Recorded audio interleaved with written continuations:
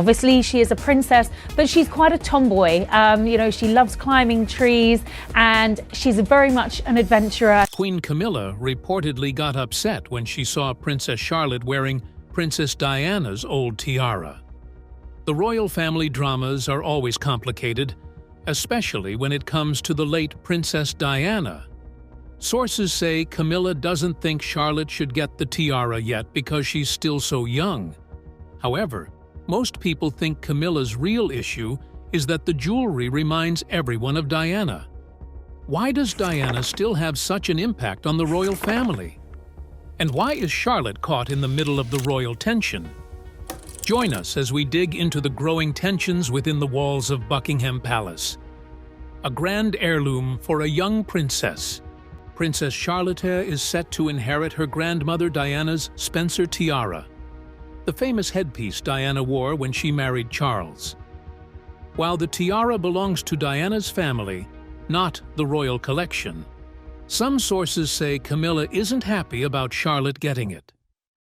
The Spencer tiara has been in Diana's family for years and was her choice for her wedding in 1981. Currently, Diana's brother Earl Spencer keeps the tiara safe at the family estate. Though Charlotte is still young, the family plans to give her this meaningful piece of her grandmother's history when she's older. The decision makes sense since Charlotte is Diana's only granddaughter, but it has reportedly caused some disagreement within royal circles. The piece was made by Gerard in 1930, using gems that belonged to the Spencer family. Before Diana wore it at her wedding, her sisters Sarah and Jane also wore it when they got married. The tiara has stayed within the Spencer family and continues to be a meaningful tradition for them. Charlotte, who's 8, is excited about getting the tiara someday. Someone close to the family says she knows about her grandmother Diana and has seen photos of her wearing it. Like many kids her age, Charlotte enjoys playing dress-up with toy tiaras, so the thought of having a real one makes her happy. While the family seems happy about Charlotte getting the tiara, not everyone shares their excitement. Camilla's concerns over tiara plans. Not everyone is thrilled about Charlotte getting the tiara. Reports say Camilla isn't fully on board with the plan. Insiders report that she thinks the Spencer tiara should stay with Diana's family or be shared among other younger family members. It is no secret that Camilla has always been careful about anything tied to Diana. However, she has a strong opinion about this particular jewelry and feels left out of the decision-making process. Most people seem to think that Camilla would avoid anything connected to Diana. And this is because the whole Diana-Charles-Camilla situation was messy. However, people were surprised when Camilla wore some of Diana's old jewelry in public. Add that to what's happening now with Charlotte inheriting and wearing Diana's tiara, one can see why things are tense. It's kind of a double standard that Camilla can wear Diana's jewelry, but when Diana's granddaughter wants to wear it, there's a problem. But many find Camilla's objection surprising, given her extensive collection of jewels, including the recent iconic piece that belongs to the late princess that she was photographed wearing. The double standard. Back in January 2022, Camilla started a controversy by wearing Diana's old necklace as a brooch. Pretty bold move, considering their history. What got people talking was that this wasn't just any random piece of jewelry. Some of Camilla's collection includes jewelry Charles gave her during their affair, plus pieces Diana used to wear. But choosing to wear and change up Diana's necklace? That hit a nerve with royal watchers. Let's get real about why this brooch is such a big deal. Charles and Camilla's relationship started as an affair while he was married to Diana. That's no secret. Even though Charles and Camilla have been together for years now, and Diana's gone, plenty of Diana's fans still give Camilla a hard time. The brooch everyone's talking about used to be a necklace that Diana got from the Queen Mother. We're talking about a fancy piece with a green emerald and diamonds that Diana wore as a choker. Maxwell Stone from Stephen Stone Jewelers broke down the whole story for Express UK, and the thing is, it's not just about the jewelry. It's about what it represents. Here's Camilla. Wearing something that belongs to the woman whose marriage she played a part in ending. No wonder people are upset. Even after all this time, anything connecting Camilla and Diana stirs up old feelings. What is the true story behind the drama that has refused to be buried? The other woman. The relationship between Diana and Camilla, the two key women in Prince Charles's life, was complicated. You would probably expect a guy to tell his new girlfriend that he used to date her friend, right? Not Prince Charles. When he first brought Diana and Camilla together, he conveniently skipped the part about his romantic history with Camilla. According to the book The Duchess by Penny Junor, Diana only found out about their past after she had already said yes to Charles's proposal. Let's get one thing straight. Diana and Camilla didn't meet at a place called Menage a Trois. That was just the movie called The Crown, having a little fun. But their first lunch date was still super awkward. The book Diana Her True Story by Andrew Morton revealed that the launch date with both women happened while Charles was off doing his royal duties in Australia and New Zealand.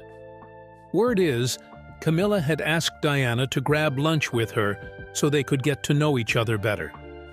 However, Diana felt something weird was up. She says Camilla kept talking about hunting. Specifically, if Diana would go with Charles after they got hitched. Hunting wasn't Diana's thing, so she told Camilla, no. And apparently, the look of relief on Camilla's face made Diana suspicious. Diana figured out Camilla wasn't just making chit-chat. Hunting was Camilla and Charles's thing, and it sounded like Camilla planned to use it to keep seeing Charles, even after he was married to Diana. Camilla tried to play nice, but Diana told a news outlet that she had always felt like Camilla lurking in the background of her marriage. It was clear Charles still had a thing for Camilla. Do you think Mrs. Parker Bowles was a factor in the breakdown of your marriage? Well, there were 3 of us in this marriage, so it was a bit crowded. Diana even said their relationship was crowded with 3 people in it. As things fell apart with Charles, the Diana-Camilla drama became a huge public spectacle that refused to be buried, and it forced people to pick sides. It is not surprising that to date, anyone who hears the story supports the late Princess Diana over the Queen Consort. Despite being gone for over a decade, the late princess still has so much influence, and her story still lives on. What makes her so notable? The princess with a heart of gold. The late Princess Diana is still a huge deal, even though she passed away in 1997. Diana was killed there early today in a car crash along with companion Dodi Al-Fayed and a chauffeur. Buckingham Palace said funeral plans are expected to be announced tomorrow. Because people can't forget how she did things her way, even when the royal family wasn't happy about it. She wasn't just a princess. She was a great mom, a wonderful mentor, and an icon. Look around now, and you'll still see people copying her unique sense of fashion. What made her special wasn't the fancy title or the clothes, though. It was how real she was. She didn't play by the usual royal rules, and that's exactly why people loved her. New generations are still discovering her story and thinking, wow, she really shook things up. Diana changed how royals connected with people. She would hug folks, chat with them, and act like a regular person. It was new and different, and people loved her for it. In the early 1980s, Diana opened up to Brian Peckford, the Premier of Newfoundland, about the challenges she was facing. She admitted struggling with the constant demands of her royal role, but was gradually finding her footing. As a member of the royal family, Diana was expected to make regular public appearances at various institutions, like hospitals and schools, following the established royal tradition. As time passed, Diana became increasingly committed to charitable work. She continued her public engagements, completing 191 official events in 1988, and nearly doubling that to 397 by 1991. Her approach to philanthropy was unique. She developed a deep passion for health issues that were often overlooked, particularly focusing on serious conditions like AIDS and leprosy. Her impact was so huge that Stephen Lee, who led the UK Institute of Charity Fundraising Managers, went so far as to suggest that Diana might have been the most significant charitable figure of the entire 20th century. Her ability to draw attention to critical health and social issues set her apart from previous royal figures and created a new model of humanitarian engagement.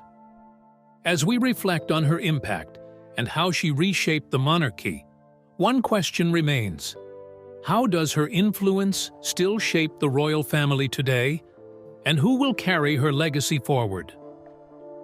The royal rebel who changed the monarchy forever. Despite the marital challenges and public scandals, Diana maintained incredibly high popularity, while Charles struggled with public approval. Her former private secretary, Patrick Jepson, described her as organized and hardworking, and suggested that Charles could not handle her extraordinary public appeal. Diana was tough as a boss. She valued people who worked hard and spoke up when she thought she wasn't being treated right. Her mom said she was loving, but could be moody sometimes. Above all, Diana was really focused on being a good parent. You can see a lot of her personality in how William and Harry turned out. Even today, the younger royals try to do things the way Diana did, which keeps people remembering her. She was not only a fashion icon, but she influenced and continues to influence how people dress around the world. In 2012, Time magazine named her one of their top fashion icons ever. When she wore something, people rushed to buy it. Take 1980, for instance, when she wore hunter rain boots at Balmoral. The company could barely keep up with all the orders that came in right after. Time magazine recognized her influence by including her in their all-time 100 fashion icons list in 2012.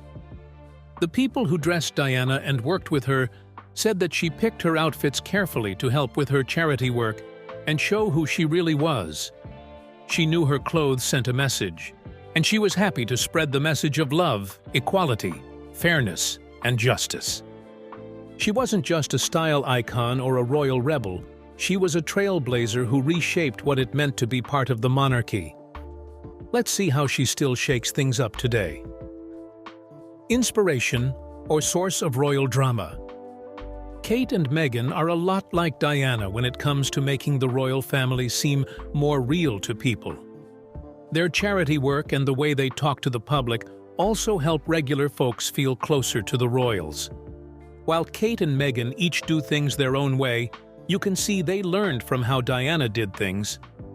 Even today, people still argue about who should get Diana's jewelry. While her pieces were meant to stay in the family, deciding who gets what has caused some fights. Kate now wears Diana's blue sapphire ring, but there's still debate about her other pieces like the Spencer tiara. The real issue isn't about who should get her jewelry, it's about who's wearing it now. Most people think her jewelry should only go to her sons William and Harry or to her grandkids. However, Camilla wears quite a few pieces from Diana's collection, and she doesn't seem to mind that people are upset about it. When Camilla wears Diana's jewelry, it shows the split between people who want to keep Diana's memory alive and those who say it's time to move on. Some think it's just normal for royal jewelry to be passed around. Others see it as another sign that the family still can't handle Diana's legacy the right way. While Diana's legacy is being respected by some and walked over by others, there's a bigger issue brewing.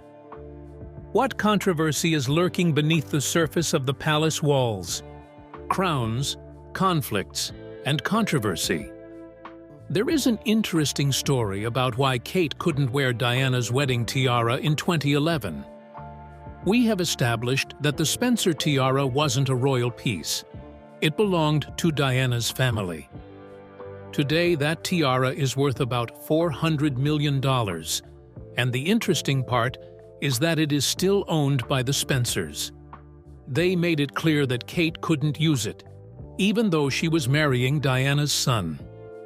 Even Charlotte, Diana's own granddaughter, won't get this very important Spencer tiara. It's staying in Diana's birth family, probably going to one of her nieces or cousins instead. This chaos surrounding the jewelry is not about how expensive it is, rather it is about the meaning they carry. It is therefore not surprising that since Camilla is usually caught up in the midst of all the drama and controversy, she is not the favorite member of the royal family. In fact, the numbers show Camilla's got a real popularity problem. A Daily Mail poll found only 14% of people like calling her Queen Camilla. More than a third want to stick with Queen Consort Camilla. And get this, about a quarter of people don't think she should have any royal title. Even her old title, Duchess of Cornwall, polls better at 16%. Pretty clear sign people aren't loving her new role. The facts are pretty clear. Camilla's still struggling to win people over. When only 14% of people support your title, you've got a problem. Let's look at other reasons why people are still having such a hard time accepting Camilla as queen. From Duchess to Queen. Born in 1947 as Camilla Shand, she grew up in East Sussex and South Kensington, going to schools in England, Switzerland, and France. She first married Andrew Parker Bowles in 1973. But everyone knew the real story. She and Charles had something going on before and during both their marriages. The media couldn't get enough of it, and people all over the world watched the drama unfold. After divorcing Parker Bowles in 1995, she finally married Charles in 2005. The wedding was at Windsor Guildhall, with a church service at St. George's Chapel after. She became Duchess of Cornwall. Then everything changed on September 8, 2022. A few moments ago, Buckingham Palace announced the death of Her Majesty Queen Elizabeth II.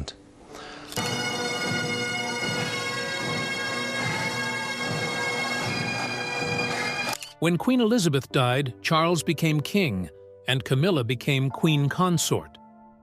They had their big coronation at Westminster Abbey on May 6, 2023. Since 1994, Camilla's been doing real work. She's made osteoporosis awareness her big cause and gotten awards for it. She's also tackled serious issues like assault and abuse, helping people learn to read, animal rights, and poverty. As queen, she goes to public events representing the monarchy. She's a patron of lots of charities. Pretty different from those early days when people only knew her as Charles's girlfriend, right? It is not surprising that she was born into a wealthy family. She grew up a bookworm thanks to her dad reading to her all the time. She had dogs and cats and spent her days riding horses, winning ribbons at local competitions. She often says her childhood was average. But let's be real, this wasn't your average upbringing. As her biographer Giles Brandreth points out, people would most times comment that she had an Enid Blyton childhood, but it was way fancier than that. The Shands weren't just well off, they were proper upper class. They had staff for everything: the house, the garden, the kids. These were the kind of people who hosted Conservative Party garden parties. Camilla's story isn't your typical one. She grew up rich and then became famous as the other woman. How did someone most people didn't like end up becoming a queen? The unpopular path to the crown. Let's set the record straight about how Charles and Camilla first met. It was mid-1971. They first met at their friend Lucia Santa Cruz's place and hit it off immediately. Shortly after this, they started hanging out, first as friends, then as more. Everyone in their social group knew they were dating. Things got serious enough that Charles went to meet her family in Plumpton, and she met some of his relatives too. Most royal experts agreed Charles wouldn't have gotten permission to marry Camilla back then. His own cousin, Patricia Knatchbull, said palace officials didn't think Camilla was right for the role. Looking back in 2005, she said Charles and Camilla were perfect for each other. But at the time, no way it could happen.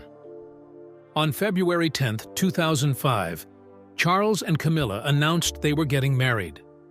He gave her quite a ring, a big square diamond with 3 smaller diamonds on each side. Here's where it gets tricky. Charles would be head of the Church of England one day, so marrying someone divorced was controversial. But they got the green light from everyone that mattered: the Queen, the government, and the Church. Queen Elizabeth didn't waste time showing everyone Camilla was in. Within 2 years, she'd given her the Greville tiara, the Queen Mother's old one. She also gave her the Royal Family Order. That was Elizabeth's way of saying Camilla's one of us now. Pretty big deal for someone the palace wouldn't let Charles marry back in the day. When Queen Elizabeth II passed away, Camilla became Queen Consort on September 8, 2022, alongside Charles becoming King Charles III. In his first speech to the nation, Charles spoke warmly about Camilla, praising her and talking about her commitment to her royal duties. This marked a significant shift for Camilla, who had long been a controversial figure in the royal family. Her journey from being Prince Charles's longtime partner to becoming Queen Consort was complex and highly publicized.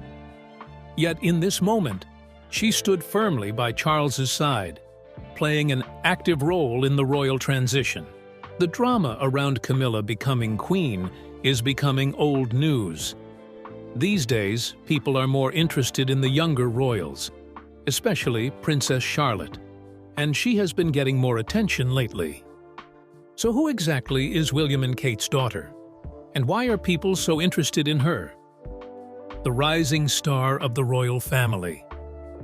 Charlotte was born on May 2, 2015, at St. Mary's Hospital in London. A big announcement from Buckingham Palace today. The Duke and Duchess of Cambridge have announced that they are expecting their second child. William and Kate had their second child during Elizabeth's reign. The city celebrated her birth in a big style, with big firing gun salutes and lighting up buildings in pink. The Duke and Duchess of Cambridge are delighted to announce that they've named their daughter Charlotte Elizabeth Diana. 2 days later, they announced her name, Charlotte Elizabeth Diana. Each part was special. Charlotte for her grandpa Charles, Elizabeth for her great-grandmother, and Diana for her late grandmother. Her christening was at St. Mary Magdalene Church in Sandringham. Archbishop Justin Welby did the ceremony. Charlotte started out living in Norfolk at Anmer Hall as a baby. In 2017, the family moved to Kensington Palace. She went to Wilcox Nursery School first, then joined her brother George at Thomas's School in Battersea, where everyone called her Charlotte Cambridge. The big change came in 2022 when the family moved to Adelaide Cottage in Windsor, and all 3 kids, George, Charlotte, and Louis, switched to Lambrook, a private prep school in Berkshire. When Queen Elizabeth died in September 2022, Charlotte moved up to 3rd in line for the throne. This to these new developments, she sometimes goes to royal events with her parents and brothers. They would attend official visits together, meet diplomats, and show her all that comes with being a monarch. Imagine being 8 years old and knowing you might be queen one day. That's Charlotte's life. Even though William and Kate try to keep her out of the spotlight, people go crazy whenever there's a new photo or appearance of Charlotte. She's already a huge influence on kids' fashion. Parents rush to buy whatever she wears. That's why experts say she'll bring about £3.6 billion to Britain's economy over her lifetime. Pretty wild that an 8-year-old can have that much impact on shopping. Right? Even at 8 years old, Charlotte shows signs of having Diana's way with people. As she gets older, she'll deal with the same royal rules and drama her grandmother faced. You can see it now with all the fuss over the tiara. But Charlotte seems ready to handle it. That's what makes watching her grow up so interesting. She's writing her chapter in the royal story, but doing it her grandmother's way. What do you think about all this royal family drama? Will Charlotte get the tiara in the end? And can Camilla and William ever get past their issues over Diana's memory? Share your thoughts with us in the comment section.